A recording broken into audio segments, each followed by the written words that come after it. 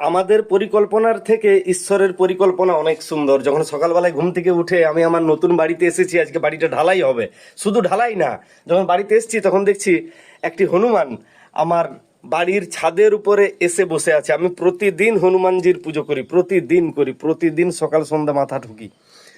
আজকে আমার 5 lakh follower complete হয়েছে। না জানি কতদিন অপেক্ষা করেছি, কবে 5 লাখ হবে, কবে 5 লাখ হবে। কোনো প্ল্যান ছিল না, না ঢালাইটা কবে হবে তার কোনো প্ল্যান ছিল না, 5 লাখ কবে হবে তার কোনো প্ল্যান ছিল। আজকে 5 লাখ ফলোয়ার কমপ্লিট হয়েছে, আজকে আমার বাড়ির ঢালাই হচ্ছে এবং সকালবেলায় ঘুম থেকে উঠে দেখছি হনুমানজি এসে বাড়ির ছাদের উপরে বসে আছেন।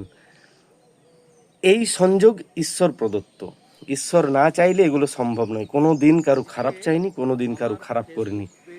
মন প্রাণ দিয়ে মানুষের ভালো করার চেষ্টা করেছি, ভালো চেয়েছি।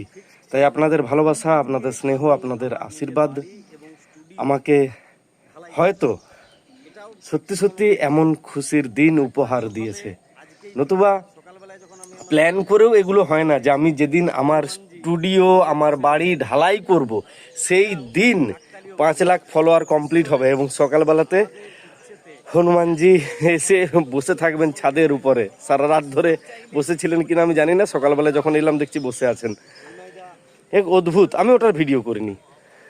এটা একটা অদ্ভুত শান্তি, সত্যিই অদ্ভুত শান্তি।